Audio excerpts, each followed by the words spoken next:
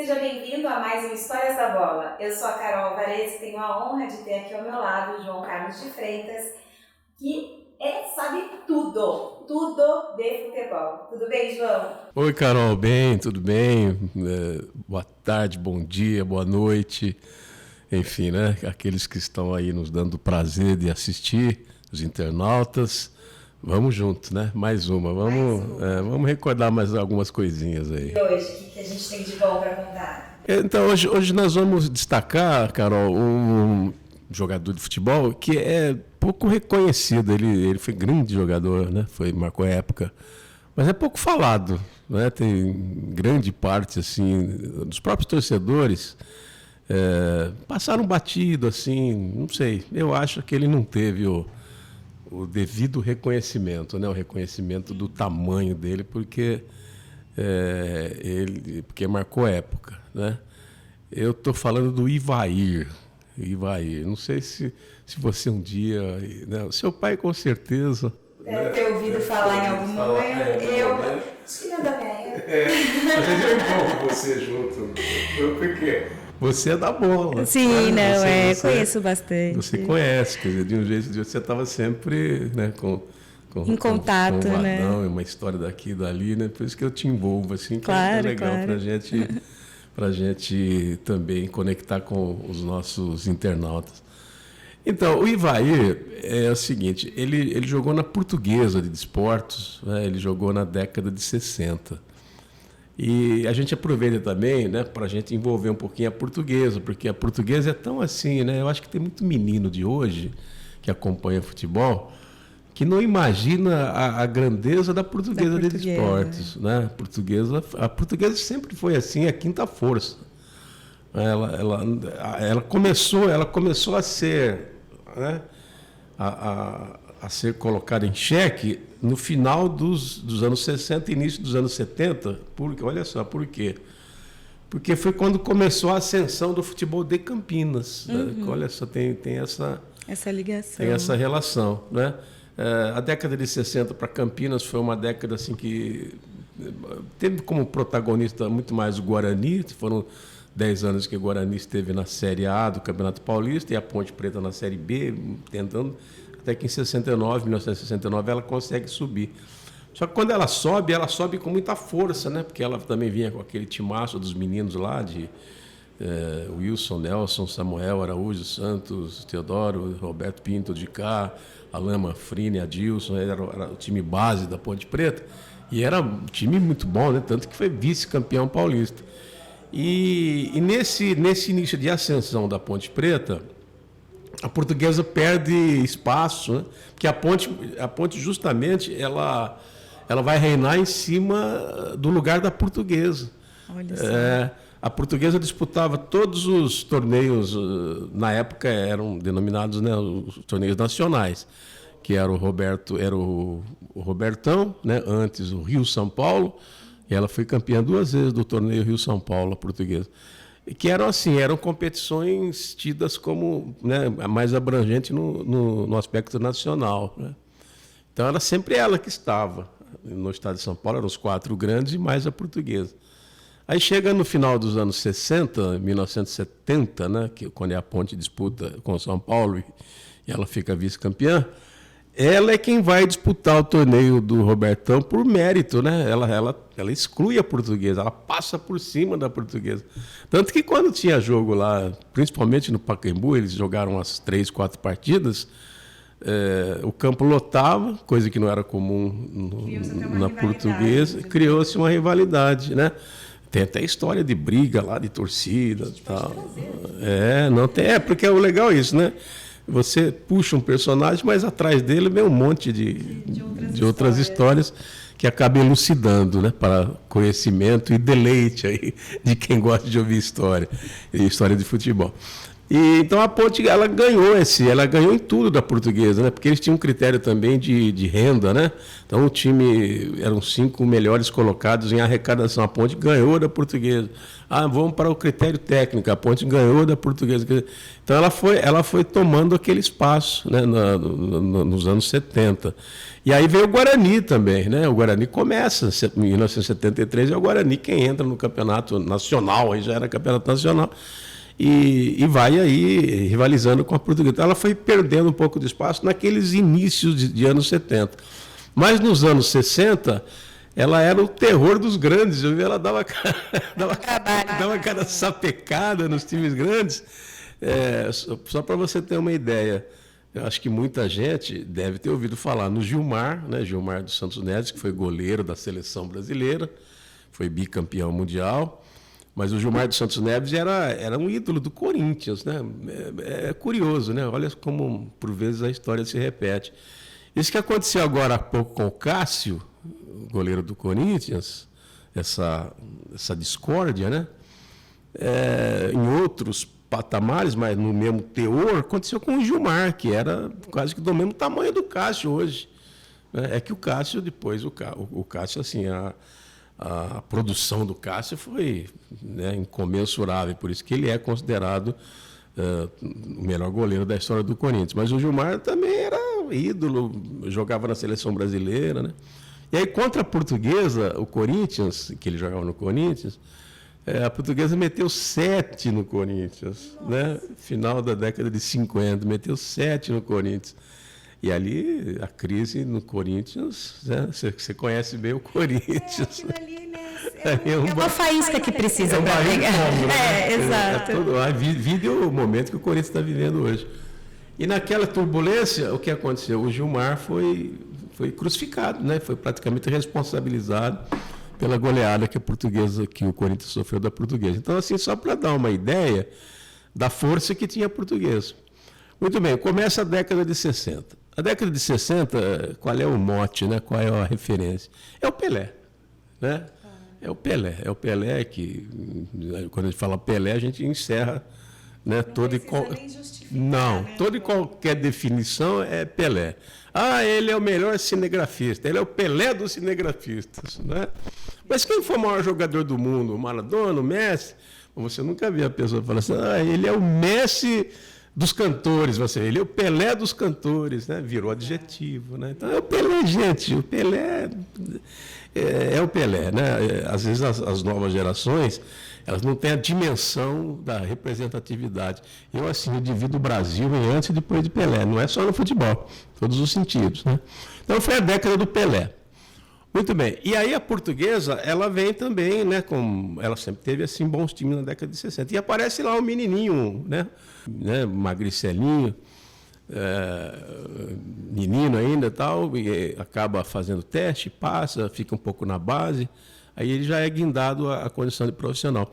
Mas ele entra arrebentando. Isso foi em 1962, um ano até que o Brasil conquista o título de bicampeão mundial. E ele era muito rápido. A gente viu o Denner jogar, acho que muita gente viu o Denner. Você não era nascido ainda. Não, mas o Denner, por exemplo, eu já tenho mais conhecimento da história. Porque o Denner, todo momento você vê vídeo dele, né? Você vê aquelas jogadas dele. O Ivair, ele tinha um pouco daquela essência, ele tinha rapidez, ele tinha tabela. Era um atacante, assim, praticamente completo. E ele começou a fazer sucesso mesmo no futebol de São Paulo, na Portuguesa, ganhando jogos, né? Aí é que vem a nossa história. Teve um jogo do Santos contra a Portuguesa, né? Do Santos contra a Portuguesa. E nesse jogo ele arrebentou. Ele fez 3 gols e a Portuguesa ganhou o jogo de 3-2. Foi uma atuação assim de essas que coroa, né? Deu tudo certo, né? Deu tudo certo para ele. E o Santos do outro lado estava o Pelé. Aí é que vem a grandeza do Pelé, né? Quer dizer, você fala de um jogador, envolve o Pelé, então fica toda essa mística, né? O Ivair ainda está entre nós. Eu tenho certeza que o Ivair, no coração dele, ele deve ter o Pelé assim, de fato, né? com o devido valor que o Pelé sempre teve, porque eles foram adversários, depois colegas de seleção brasileira. E nesse dia, como ele arrebentou com o jogo, foi o melhor jogador em campo, os repórteres, às vezes, em vez de conversar com o jogador, ia conversar com o Pelé. Tudo era Pelé, né? Na Crônica de São Paulo, nessa época, tinham os cronistas, e era muito comum o cronista dar apelido, né? Hoje é difícil isso, hoje você não vê mais, mas naquela época era comum. O Geraldo Zé de Almeida, por exemplo, ele dava Vavá, peito de aço, Tostão, mineirinho de ouro, Pelé, o craque café. Era bonito, né? O Fiore, né? O Fiore Gilhote, que era da Rádio Bandeirante, é narrador. Ele sempre trazia a cidade do jogador, né? Gol de Leivinha, o moço de Lins, torcida brasileira. Né?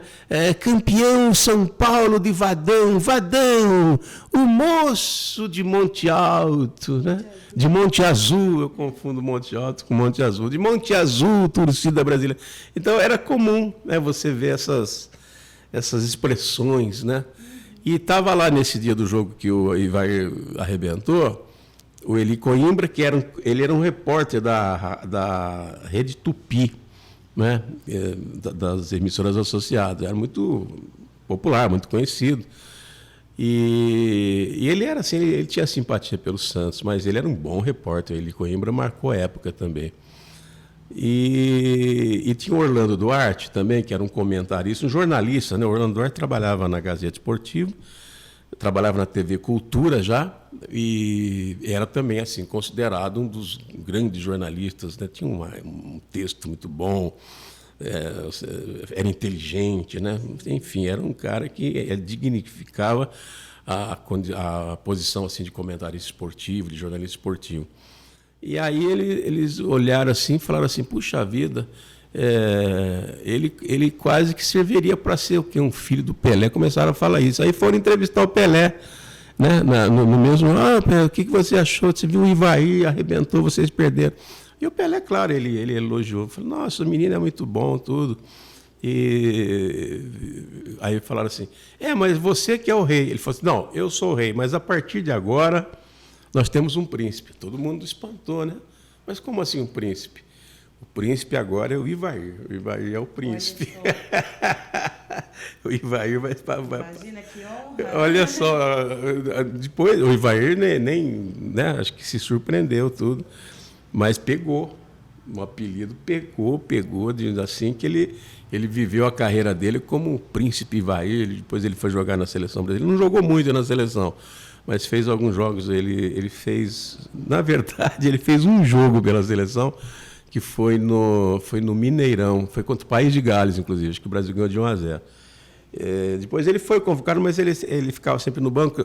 Ele sofreu muito assim, com lesões, quer dizer, chegava o momento da convocação, ele estava lesionado, levou muito azar. 62 mesmo era para ele ir, né, como centroavante, como camisa 9. Mas ele acabou lesionando, né? Então ele passou a ser o príncipe, conhecido. Então ia ter jogo da Portuguesa, ele pega, olha o príncipe, vai o príncipe, né, na televisão, olha, lá vai o príncipe, né? E o Pelé tinha mesmo dessas generosidades, né? Às vezes eu converso com ex-jogadores daquela época que todos estão velhinhos já, né? Mas muitos jogaram contra o Pelé. Então eles falam às vezes para a gente. Eu conversei muito com o Sundaco. O Sundaco jogava no São Paulo, jogou no Guarani e às vezes ele enfrentava o Pelé. Ele falava assim, olha, a gente quando ia sair com a bola lá de trás da defesa, o Pelé estava lá, o Pelé falava, não, pode ir, passa. Né? Falava, não, passa. Tinha essa de marcar. Hoje não, hoje tem que marcar pressão. Né? Você não pode. Ele não, ele fala. Não pode. Ele fala, para sair lá de trás, o Pelé não pode passar. Porque o Pelé também sabia que a exuberância dele, daqui a pouco a bola ia chegar. Ele ia resolver. Ele ia resolver, né? Ia ficar tudo certo.